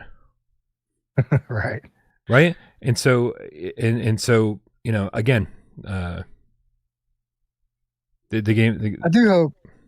I do hope they allow for nuance in that conversation, though, because they are selling people a game that was already out at the end of the day. And if it's perfect, it's still going to have limited appeal based on that. Sure. So hopefully they don't hold it against the marketplace too badly. True. It is crazy though. You were talking about the differences earlier about the PSVR 1 versus the PSVR 2 version, and it's like, oh, the trip to the apartment, like your kind of central hub of the game, is much longer, right? They almost use it as a tutorial to be like, and here's how you climb, and here's how you shimmy across things, and here's how you run and jump and swim, right? Great, but man, it's like every single location you visit is 5 times bigger. 5 times bigger with all these new puzzles and new enemies and new everything. They made a new game. They made a new game off of the foundation of their old game. And so it is, yeah. Anyway, listen, I'm recommending it. I don't care if you guys go out and buy it. Like, it's your money, right? Like, again, I'm thrilled that this game is in good shape now and that I'm enjoying it, and we'll keep you posted if that continues. But if anybody else, if people want to skip on it, right, because of the way things happened, that's go. Yeah, you got to vote with your wallet, you guys. We've been saying that since day one. So you do you, right? But I want Wanderer too. So if I have the opportunity to throw them money, I'm gonna do that. So because again, top 10 game so far. Beautiful game. Comic book guy with 2 quid says, "Hey Brian, can I randomly ask any more stories?" Okay, so Wes, I don't know if you caught Monday's show, but I used the intro for some therapy. I was like, I've got weird Catholic youth guilt about random things that I did, right? And Monday I told a story about how when I was like 5 or 6 years old, I drew a It's like almost a stick figure version of what I thought a naked woman would look like. And then I didn't know what to do with the evidence once I drew it, right? Like I didn't have access to fire. I couldn't burn it. And I was scared that even if I crumpled up into a small ball and put it in the trash, that somebody would be like, what's this? And open it up. No one would ever do that. No one. But I was so guilty. I was like, oh my God, what have I done? I don't know how to get rid of this. And I ended up throwing the piece of paper into a bucket of sand that we had in the garage for some reason, that clearly somebody was going to dump out it someday. But in my head, I was like, oh, the earth will take care of it. It will degrade over time. But I didn't know that took hundreds of years. So, do you know what I did with that drawing, Brian? What did you do with that drawing, Wes? So I grew up in a trailer. And for those of you out there who grew up in mobile homes, you understand that the first thing to go when you raise a family, white trash family in a mobile home with people slamming doors all the time, is directly behind where the doorknob meets the wall. There's a hole because people throw the door open and it goes straight through the fucking paper wall, and there's a hole there. And just like half the doors in the house have a hole behind the door. I threw my picture that I drew in that hole because it was like waist high. It was going to drop down to the bottom of the floor. No one would ever see it. Like a couple of years later, my dad was doing some like electrician work or something on another room in the house, and it occurred to me that they might get into the wall one day. There's an electrical outlet right there. So I took a butter knife to the bottom part of the wall. Oh my God. And eventually I ended up getting my picture out of the wall and taking it outside and throwing it in the creek. But I had similar issue. Yeah. Crumbclaw says he created Pornhub. This is what we had to do as kids before porn was easily accessible. It was completely different. I can't imagine growing up now and being like, I have it on my phone. No one will ever know. You know what I mean? Crazy. It was different. It's a different world now than it was when we were growing up, for sure. All right, but since Comic Book Guy asked for more stories and paid $2 for it, I'll make it quick. When I was young, probably around the same time as the naked woman drawing, we lived in a small house. Whole family sharing one bathroom. I'm sure this is a very common story for a lot of people. I feel like my brother was very disrespectful to the idea that he had to share the bathroom with everyone else. And so every so often I'd be like, yo, I really got to go. I really got to go. Yeah. Yo, I really got to go. And this happened so frequently that at one point I just walked in on him, he's sitting on the toilet. He's reading a magazine while I'm like desperately need, and I shit on the floor right in front of him. Yep, I did. That's awesome. And that's when I don't feel guilt about. That's when where I was like, hey man, I told you I had to go.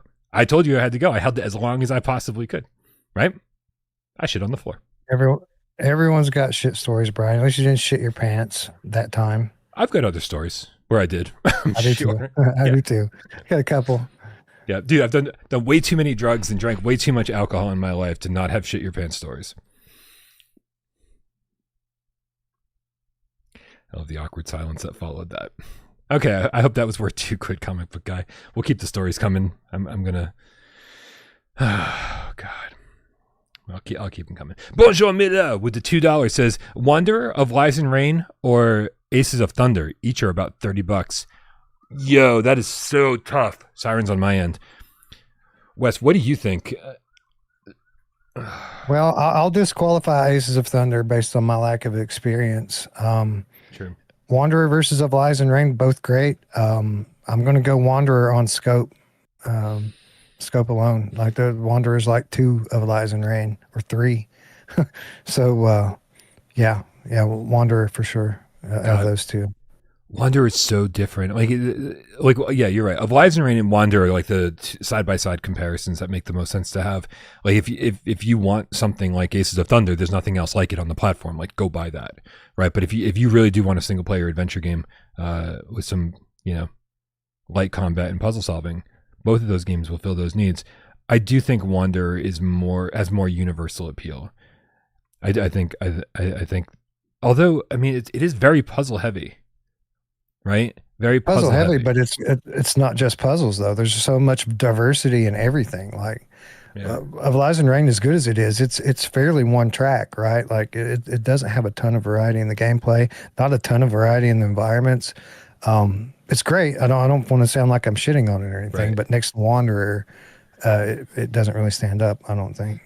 Yeah, personal preference, I guess, when it comes down to it. Talking this out a little bit, I still need to play more Ace of Thunder, right? I still need to get into it more. I still need to wrap my head around some of the controls and get really used to flying those planes. And so do I love it yet? No. Am I going to love it eventually? Yeah, I'm absolutely going to love Ace of Thunder eventually. I know I am. Is it Um, is it going to turn out to be one of these Gran Turismo scenarios where it's great and everyone knows it, but nobody wants to play it because it's just so much? It could be. It could be. But honestly, like I think I haven't gotten in there and done like actual multiplayer battles yet. And I feel like that could be so chaotic that you'll want to do that. You'll want to fly around and shoot each other out of the air. But yeah, bonjour mille. I'm gonna go with Wanderer. I dude, getting into it today again. I was just not surprised, but reminded just by how ambitious and how beautiful this game is. Yeah, that's my answer. Snafu with the $5 says definitely off topic, but what are the differences? What's the difference between the eye-tracked telekinesis of Hellsweeper, which I have, versus in Synapse? Thanks. Meow. Y'all rock. Meow. Thanks, Snafu.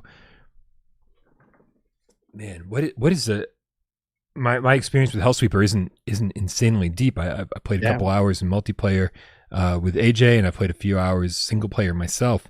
But I'm struggling to remember how the telekinesis works in that game. Same here. Like if this is something that was present early on when I played the game, I don't recall it. So yeah, I don't know.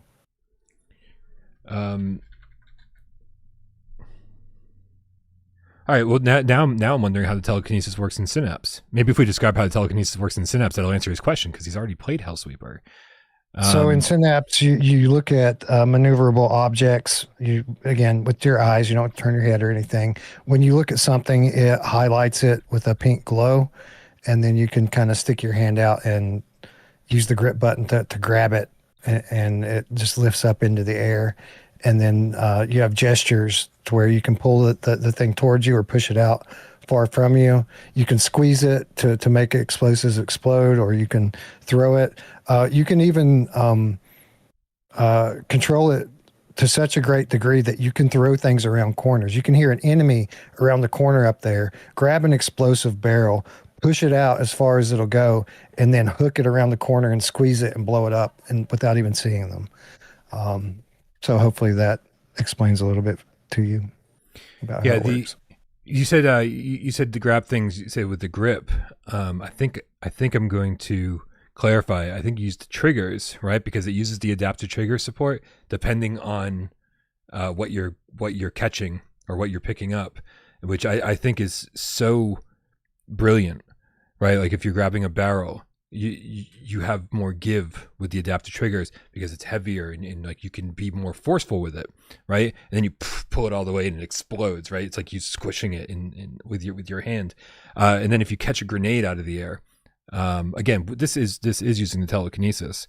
You have to be so delicate with the adaptive trigger support. Because if you pull too hard at all, you'll accidentally blow that grenade up before you can throw it back. So you have to be very gentle with it. It's crazy.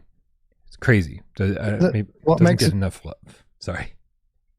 What makes it so great is that it's so intuitive.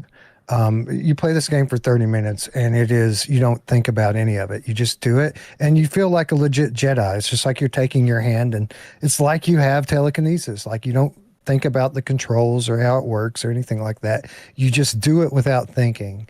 And that's why it's so great. There's a conversation happening in the chat that I completely missed out on. I'm going to try to get caught up on it soon enough. Gamecat continue his generosity with the 10 without parole gift memberships. Thank you, Gamecat, for your generosity. Gamecat follows it up with $5 saying 90s extreme skiing, which I didn't even see on the list, but I must have missed it, is at its cheapest yet. So worth it, so fun. This is not a biased opinion. It's totally biased opinion. Also, wait, I'm clicking on the heart. I can't like your. Oh, that's why my entire. I saw it. It was like $9 or something like that, if I remember correctly. It was a good price. Somebody had asked. There we go. Now I can access this again. Somebody had asked, "Is 90s extreme skiing worth it for the single player alone?" I hate saying this. I really was like not impressed with 90s extreme skiing single player. I just didn't want to do it myself. I did a couple, and I was like, yeah, this is all right. It's fine, whatever. I'd rather play Snow Scout, right? And then when I got in and played the multiplayer with 3 of my friends, it felt like Galaxy Card all over again. We were laughing and punching each other in the face to knock each other down, and like it was that competitive nature of it was everything. It made the entire thing worthwhile. So I would say get 90s extreme skiing, but play it multiplayer. I don't think I'm going to get caught up with whatever the hell's happening in the chat because it seems like it goes back really far. So, oh well. Hopefully, whoever's mad at me will get over it, and if not, it's been a pleasure. Wes, I think we gotta do a 4-minute challenge here. Have you picked out a game? I have indeed. Oh, that's excellent. Well, then I'm going to put 4 minutes up on the clock up on the counter the way Jeremy likes it. And it's up to me right here. And you guys out there, we have 4 minutes, but an infinite number of yes or no questions to ask Wes to figure out what game he's thinking of. It could be PSVR1, could be PSVR2. So ask good questions in the chat. Then based on the answers we get, suggest good games that it might be. Not good games, any game. Let's do this, man. You guys can start asking your questions now. On your mark, get Dez. Go. Is it on PSVR 1? No. Never seems to be. Okay, so it's on PSVR 2. Did we mention it on today's show? Yes. We mentioned on today's show. Does it have multiplayer? No, and I did pick it before we mentioned it, so I picked it completely at random. Did we talk? You happened to mention it. Did we talk about it in the sale? We did. Oh, guys, we're narrowing it down. Although my memory sucks, so I don't remember anything. Wait, did you say it has multiplayer? No multiplayer. Multiplayer. Is it by Endreams?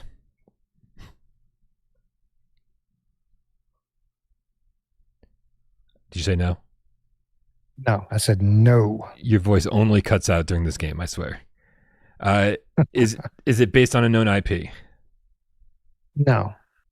Okay, it's not Alien, you guys. Let's see. Salvador's wondering if there's vehicles.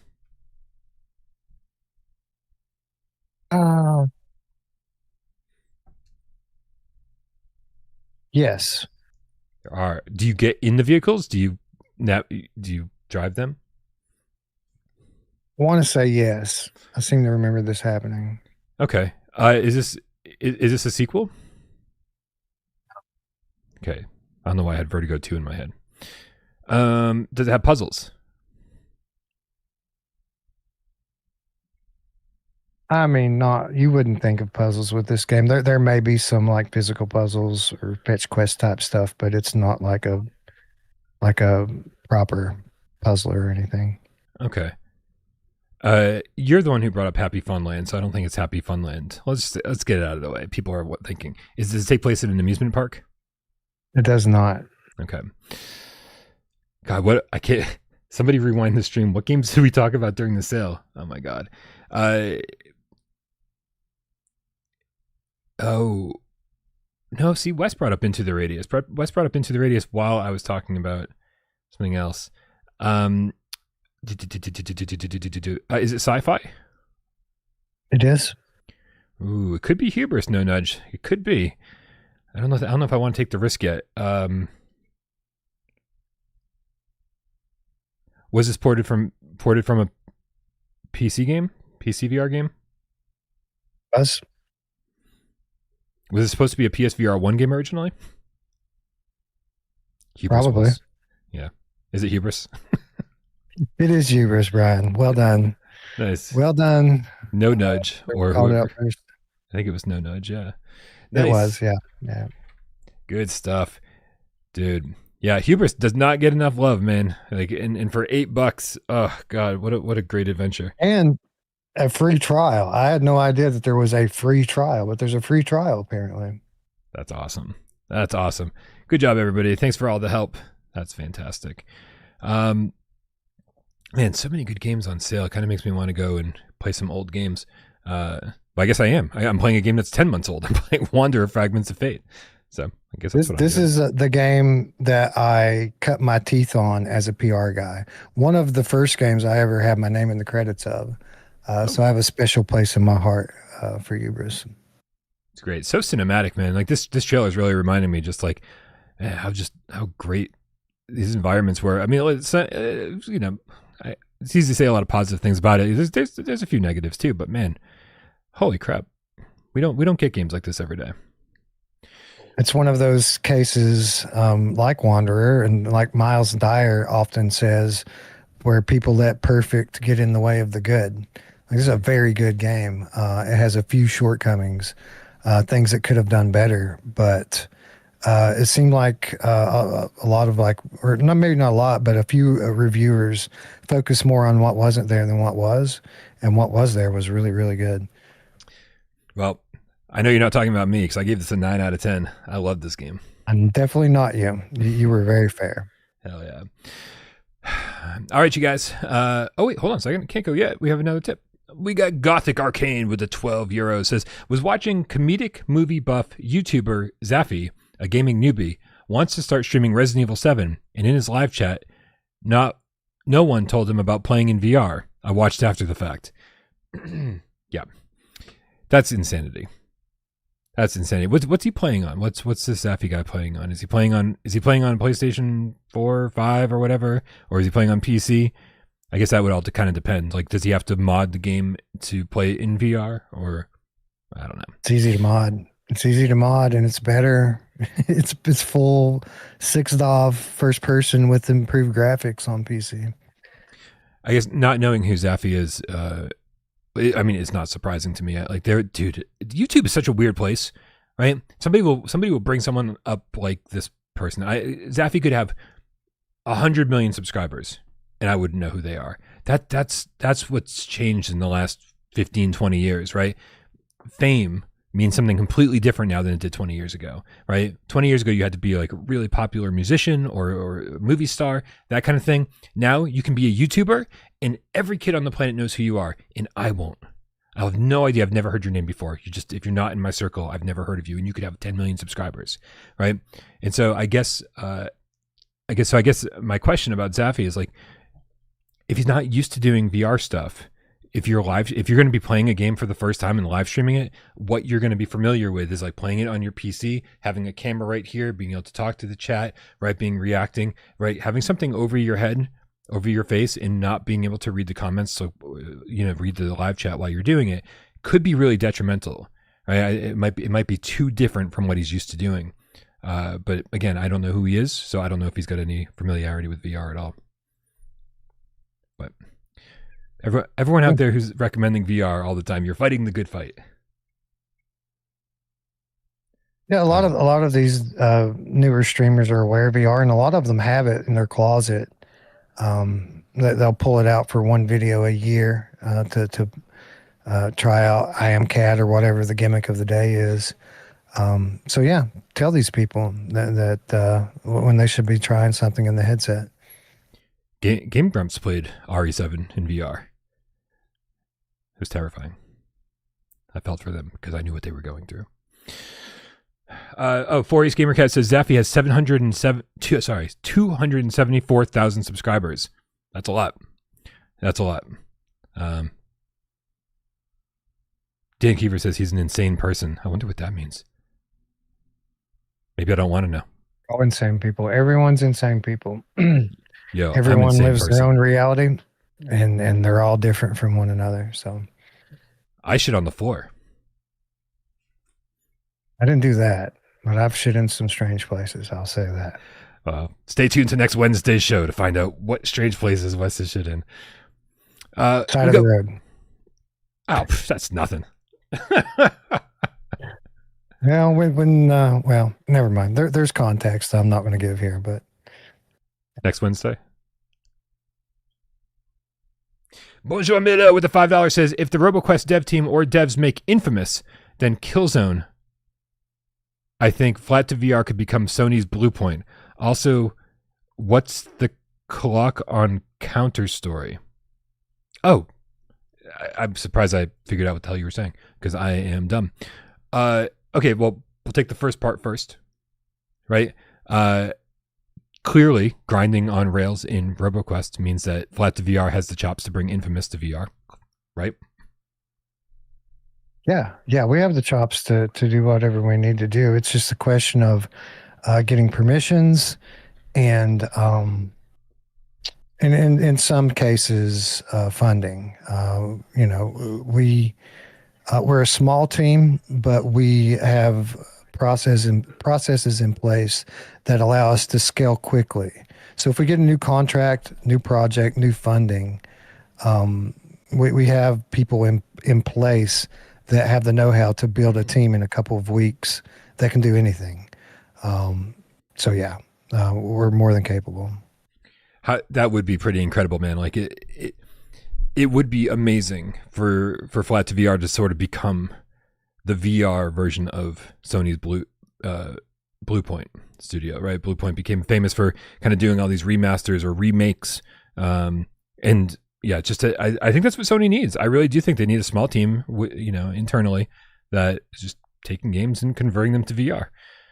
So I don't know. Hopefully they'll call on you guys one of these days. Talks. Sorry, go ahead. So there are talks. We have good Sony reps now, and we're constantly pushing to try to do more. Everyone's imagination just went wild. Make noise. Well, I've said this since Gamecat Ops have started. Like, make some noise. It does make a difference. Make some noise. Man, where to begin? Where do we start? Wes, give us advice, okay? Right? Because sometimes I feel like I am directionless, or I'm just flailing, right? And I don't know what direction to head in.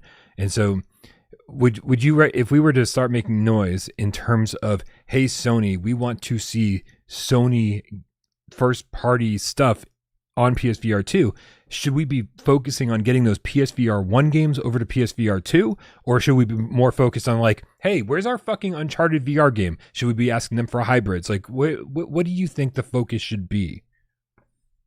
I would say definitely PSVR1 titles, titles that are already developed that we can turn over quickly and give Sony a profit for doing very little work. That would be the way I would go. I say we have a good relationship with Sony now. That's a relative statement. I don't know that they would trust us with a built from the ground up new entry into one of their known IPs. Maybe one day, but I think it's much more likely that we could get an Astrobot or something like that. Even more likely, like second party titles that were developed externally but funded by Sony. The Rushes of Bloods, these types of games, Farpoint. I think those are the most likely when it comes to stuff that Sony controls. So yeah, make noise accordingly. The other part of Bonjour Miller's tip was, what's the clock on the counter story? Yeah, so anytime we do the 4-minute challenge, I say I'm going to put the clock up on the counter the way that Jeremy likes it. It's just a way for me to give some shout outs to my old co-host, some legacy without parole co-hosts. I say on your mark, get Des, go, instead of get set, go. Des, was my co-host for Gaming Without Parole for years, and he was a major part of the channel. Jeremy was even earlier than that. He was part of the Midnight Gamescast and also did some Gaming Without Parole stuff. Anyway, so Yeah, so I don't know. There must have been some joke about Jeremy liking to fuck on counters, and so I put the clock on the counter the way that Jeremy likes it. It's my assumption. I can only imagine that's where that came from. Like, yep. I don't. For the show. Yeah, maybe. Uh, I hate to say that I don't even remember the origins of all of the Without Parole inside jokes, but it's remembering the jokes. Yeah, thanks. Hack the Game Cat says the Sofa King. That's right, Jeremy Sofa King. Sofa King has a new meaning these days.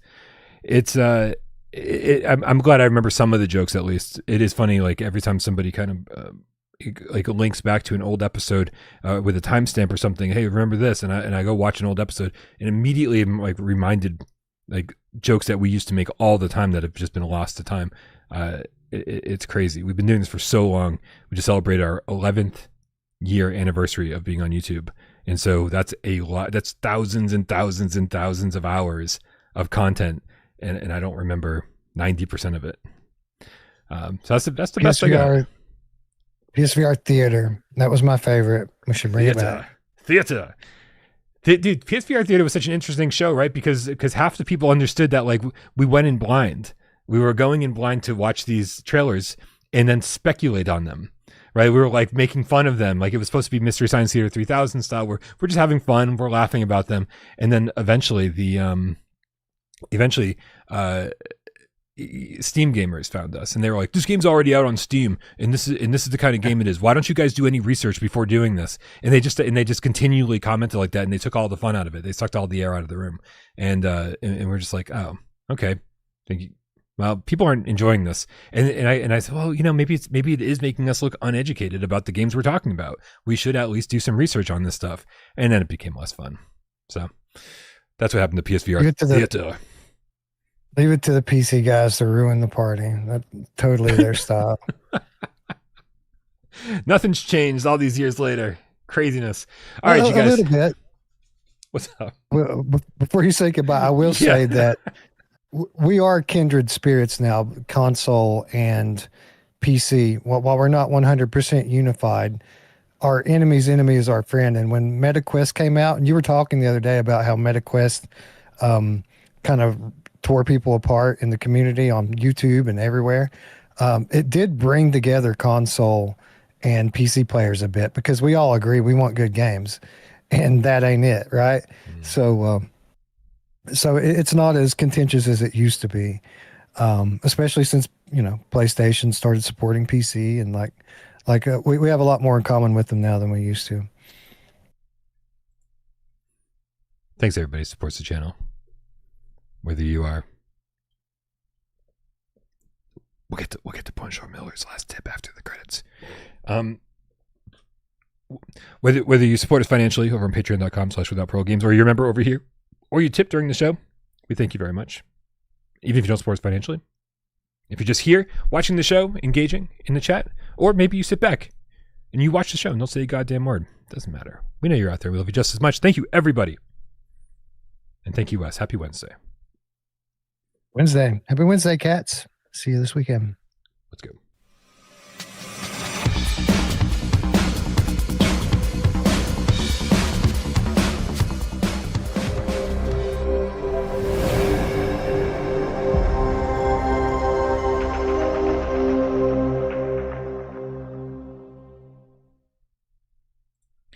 Scott, the PSVR Gamecat for Life in the chat says, Port Shovel, Brian. It's so funny.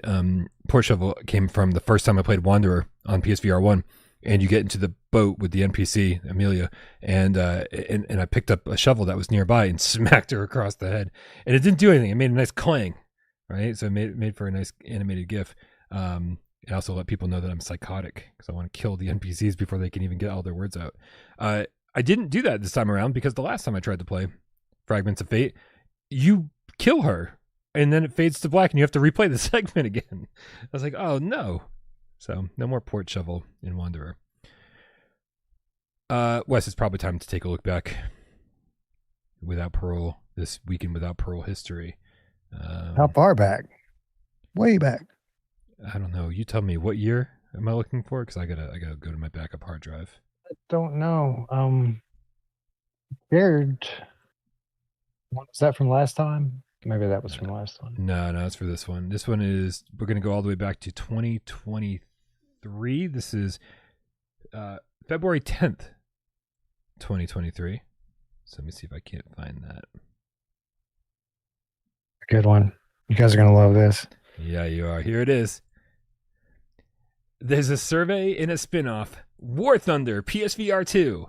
Yo, do you remember this? Like the Gaijin Entertainment put out a poll and said, hey, or survey, and said, hey, PSVR2 gamers, are you interested in a War Thunder game or a spinoff on PSVR2? And it was like, what the fuck? Right? And then it was literally like a month later that they actually showed off footage for Ace of Thunder. So it was like, there's clearly had this in the works long before ever putting that survey out, right? Yeah. Well, there had been rumors, I want to say, on War Thunder for a while, and we were pretty certain that it was coming. We were very optimistic during that time period, though. But anyway, it was one of these situations where I didn't know if I was all that excited for War Thunder. War Thunder has good like production value, but it's not like a very diverse game, and I didn't know how much VR would add to that. So I don't remember the poll that you're speaking about, but I do remember when they pivoted off to Aces of Thunder, and I thought that was great. I was like, perfect. This is exactly what they need to do. So yeah, 3 years ago. Yeah, yeah. And then, like I said, I do think it was only a month or so later where we actually got the revealed teaser for Ace of Thunder, and I guess we have a better idea now. They probably just took a bunch of assets from War Thunder and they threw them into threw them into VR and made a nice little polished looking trailer, right? But which gave us the impression that the game was much further along than it probably was. Because here we are, 3 years later, it finally comes out, and it's worth the wait, I guess. But holy crap, announced 3 years ago. This was launch window, right? Like this was what was the date on this one exactly? Oh, this was February 10th, 2023. So this was pre PSVR2, right? Like by a week or two. Why my brain just break down? What is the release, the launch of PSVR2? This was late February, was it not? 2023. Yeah, February 22nd, 2023. Holy crap! Yeah. So we were literally foaming at the mouth at this point, and like there was news coming left and right, and I had already played it, at CES at this point, and everyone was just chomping at the bit to get their hands on it. People were wondering if their pre-orders were going to show up on day one, and it was among my favorite times in the history of doing this was that period right there. Also right around the time where I was 100% certain I was blacklisted by Sony, because we started hearing from other content creators like, I got my PSVR2 review headset. I was like, what? Right? It was like this. I had already emailed all the reps I had at Sony, never heard back from any of them, and I was like, oh, I wonder if they're not sending out review units. And then like everybody we knew got a headset, and we're like, no, I guess I'm blacklisted. No one's responding to me. And 3 years later, still haven't gotten a response from anybody at Sony. For what it was worth, all of the VR content creators that got kits, as I recall, were European creators. There were some North American people that got kits, but they were mainstream gaming outlets. They weren't VR content creators. So yeah, I don't know how much better that makes me feel. Still blacklisted, Wes. Still blacklisted. Bonjour Miller with the $2 tip says, is converting PSVR 1 to 2 easier than from flat to VR? Wes, correct me if I'm wrong, but I don't know of any specific examples of games being ported from PSVR 1 to PSVR 2. The examples I'm familiar with of PSVR 1 games coming to PSVR 2 were by way of porting the PC version over to PSVR 2. Yeah, PC to PSVR 2, I imagine, would be much easier than PSVR 1 to PSVR 2. A couple of caveats here. First of all, I'm not a developer. I talk to developers frequently. I'm not a developer. Second of all, I don't think we've ported a PSVR1 game yet, so I'm speculating here. Um, I think it depends on the title. Like, and what I mean by that, in both cases, whether you're talking about flat to VR or PSVR1 to VR, so much has to do with the engine that it's built in and the engine version that it's built in. And like flat to VR development can be hard because we're over here trying to take games that aren't meant to be played in VR and make them feel like they were built for VR, which means there's a lot of overhauling and stuff you have to do, a lot of new mechanics and things you have to build into the base game, and that's on top of making it run in VR and optimizing it to run at 90 hertz native, hopefully in most cases. So that's hard. But I also know that it's hard to take an Unreal Engine 4.1 game and put it into Unreal Engine 5.5. And I imagine that a lot of these PSVR 1 titles are built in older, outdated versions of the game engine. And Unity titles seem to be a little easier than even some of the Unreal titles are. So my non-answer is it just depends. Like neither is easy, but both I got to imagine is easier than starting from scratch and building from nothing. Which is why I love our model so much. We already have a great game. You start with a great game, and that's such a big advantage over every other studio out there and what they're doing. But no, I would say in general, porting PSVR 1 games would probably be much easier because they're VR games to begin with. They already have motion controller support in it. They're already optimized to a point to run on a brick that was PS4, the original PS4. So I imagine with today's hardware, those games, if we could easily get them into a new engine, they would just run beautifully without a lot of optimization. And then after you get it into the new engine, it's just about remapping controls to proper modern motion controllers. So I would lean PSVR 1 games in this, but I don't know. And both of them have the potential to be very difficult. Well, I feel like everybody's just a little bit more educated now. Appreciate the insight, Wes. Education never ends, Brian. Never ends. Never ends. Cool, guys. Thank you, everybody, for being here. We love you all. Have a wonderful night. We'll see you over on Discord, except for apparently Spooky Yuki. I don't know where that's. We love you guys. Good night. Love you. Bye.